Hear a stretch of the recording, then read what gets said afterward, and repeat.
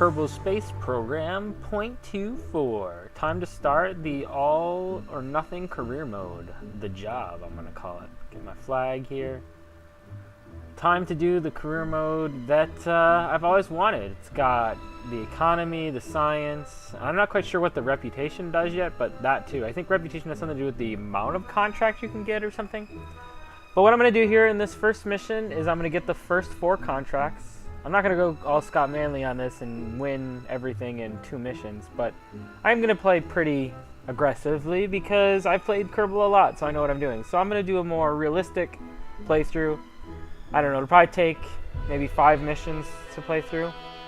But right now I'm going to do all the first 4 contracts in 1 mission. So just a very basic, because I don't want to totally destroy through the map, or through the gameplay.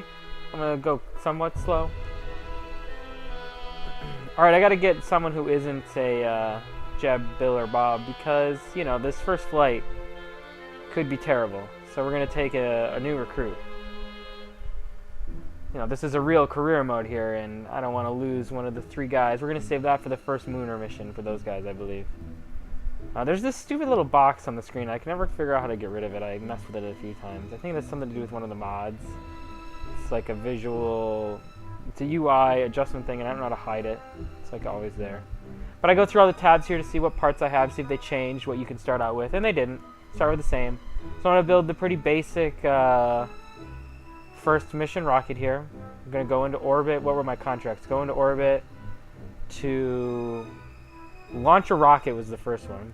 Second one I think was to reach 5,000 meters maybe. Next one was to reach space, and then the last one was to make a stable orbit, which means above 70. So I'm just going to use, I don't even know how much this rocket costs. I accepted all the contracts, so I had enough to build this. I didn't even check to see how much money I had left or anything. I just built this and didn't even really think about it. I'm just like, this is perfect. This will get me into orbit, even with some margin for error. It's actually overkill for orbit. I think Scott Manley built a rocket very similar to this one and went all the way to Minimus and got like thousands of science. But I'm just going to do the basic first 4 contracts. The KERP, iteration 1, ready for liftoff. Hopefully I don't fail. The idea here is I'm going to try and just not cut it or edit too much out of the missions. I'll edit out the boring stuff. But this first mission was so short that I was able to include basically the whole mission here. I don't edit anything out. This is a straight playthrough with no bits or bobs cut out because it just was that quick. There was no reason to edit anything, and it's so fast I pretty much am doing something the whole time. Alright, I'm checking all the tabs there, seeing what they all say and represent. I'm going to do a little science here on the launch pad, get my crew report, get my EVA report. Alright, I'm not totally sure how the storing experiments works now, so I'm messing with the buttons here. Something about every time you EVA, you can do a new set of experiments and store those, so I'm not 100% on how this works, but I'm messing around with it here. I think I end up storing a lot of experiments, like 7 or 8 when this is all done. And there we go, liftoff. I'm not so great at this first rocket. I don't build a lot of these explode the solid state stages, so I'm not a master of it. Luckily, I built the rocket way bigger than I need to just to get into orbit. So I did this first part right. I blew up the 3 outer ones. And I'm doing this next stage fine. Oh, you can see, oh, mods. What mods am I using? I'll talk about that after I talk about my mistake right here. So I let this engine burn out. I think I wasn't paying attention. And what happens is in order to get it to explode, you need to fire the next engine before this one runs out of fuel so that they blow up. But I messed up and let it run out of fuel, and I fired the next engine, and it's not blowing it up. So I'm like, oh no, oh no. So I fire the gas engine. I basically wasted 2 solid states. Those 2 basically got completely and utterly wasted and served no purpose. That's alright. I can still make it into orbit. And with the fuel I have left, the thing I won't have probably is looking at it now. I just have that tiny little baby parachute on the top, and I'd like to save the whole rocket because you get money for saving bits. And the engine is valuable, so if I cannot destroy the engine, that would be nice. So what I'm going to try and do is save enough fuel so at the end I can do a suicide burn to cut my velocity right before I hit the ground. Because I know that little parachute's not going to be enough to slow me down. It'll slow me down to like 20 meters per second or something. But alright, now the mods. You can tell I'm using the Astronomer's Pack, the clouds. And when we get to the night side, you'll see the lights. I'm using hot rockets, so you can tell the engine exhaust is different for each rocket. They're unique, which is really nice. I like those two. I feel like those two I have to have now, because I'm used to the better visual look, and going back, it feels like going back in time almost. So the Astronomer Pack and the Hot Rockets Pack just seem like they are a necessity. Now that you have 64-bit, there's no reason not to use them every time, because you can have a lot more mods with 64. And I am, of course, running in 64-bit. And then parts-wise, I have two. I got the B9 again. I really like B9. The extra, mostly for the wings. I don't use a lot of the B9 parts. I use like one of the cockpits a lot, and I really like a lot of the wings. And it's like a thing, I can't give it up. I'm addicted to B9. I could give up the engines and all that. I'd be fine with that. But the wings, I gotta have those. They make space planes a lot more fun and a lot more varied. Because the stock wings, you just can't do much with them. And then my other parts is the robotics parts, like the hinges. I was testing or messing around with those earlier. They work kind of weird. Some of them don't seem to work quite right or don't have attachment points.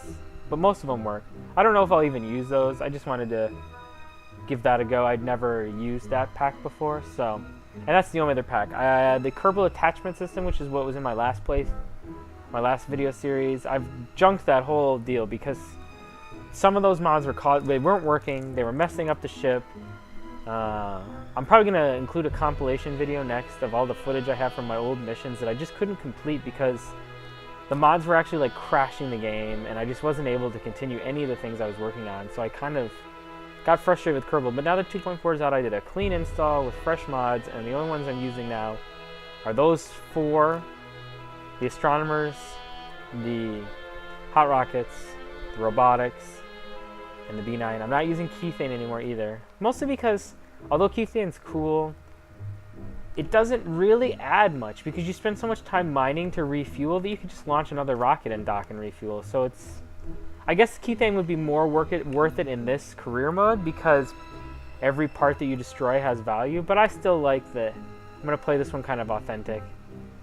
And I just kind of got burned out on the Kethane. I like it, and I still would use it again, but I just want to do one without it. Oh, and there's one more, obviously, Kerbal Alarm Clock. You kind of have to have Kerbal Alarm Clock. It makes time acceleration not dangerous. With Kerbal Alarm Clock, you can time accelerate safely. Without it, that time acceleration will kill you and screw you up more often than help you, in my opinion. Alright, I'm just running lots and lots of things. I don't know what I'm really doing here to get the science. I've never really mastered how to maximize the science. Mostly because I just play it more realistically, like how the Kerbals really would. They launch the rocket, and they do their experiments, and things go just how they go. You can only do what you can do. They wouldn't have this generated map of areas that they'd already known existed and wanted to check out. I mean, yeah, they could have used the telescope to pick out some areas they would have, but for the most part,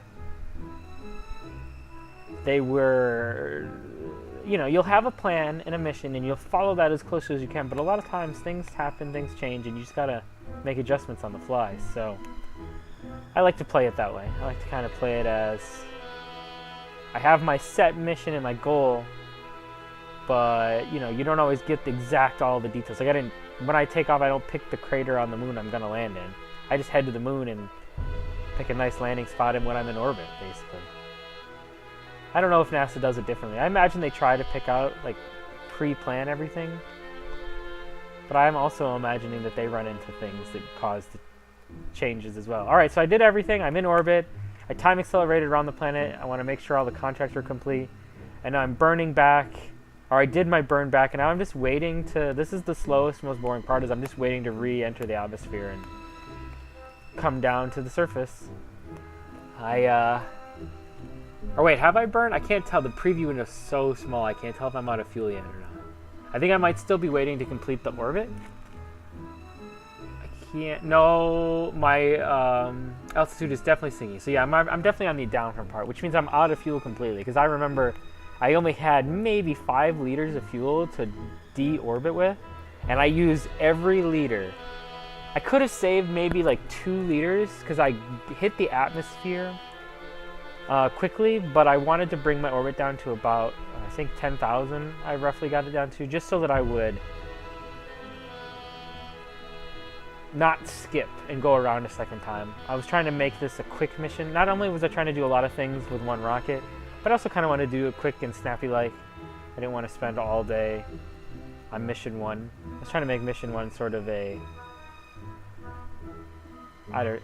just one of those, how quickly can you get stuff and get it over with. So it's more of a speed run than anything. I guess because I've played Kerbal so much that only having 4 parts isn't as exciting. So you want to quickly get on to the more sciences. Get my re-entry effects. You'll notice I haven't deployed the parachute yet. I'm actually going to play realistically as best I can. I'm going to deploy. I mean, I know I'll make mistakes and so forth. Whatever the game doesn't hold me to, I will probably break at some point. But I'll follow my general rules of trying to play realistically as I can. And you wouldn't deploy the parachutes until after the flames stop billowing across your ship, I think. Unless, here I am again trying to fix that little box. There's got to be a way to move it. It's in such a dumb spot. It's something to do with the one of the mods. It's for visual. It's just for like settings and things. But it's in such a terrible spot. I can't get rid of it. It might be Kerbal Alarm Clock. I don't know. I forget. I installed the mods and then I tested to make sure they all worked, but I didn't tweak the settings at all. I just kind of started playing. Parachute deployed, and we're almost down. Now I'm completely out of fuel, so the idea of doing a suicide burn to save the engine seems pretty far-fetched at this point. So what I'm hoping is that maybe the ship is light enough that one parachute, or that one little dinky chute will slow me down enough. But I'm being realistic that I'm probably going to lose the engine and maybe half those fuel tanks. I'd like to save all the fuel tanks and the engine, but I'm looking here now, and what am I slowed down to, like 15 meters per second? I mean, that's enough to not blow up instantaneously, but it's definitely going to destroy the engine. So there's some money lost. In the future, I'll maybe use landing gear on the landing bit, the part that comes back down the surface. Yeah, definitely lost the engine. Oh! The outer 3 fuel tanks stayed, so I only lost 1 fuel tank. That's kind of nice. I wonder why that. They must have just fell right off right away. Anyways, that's mission 1.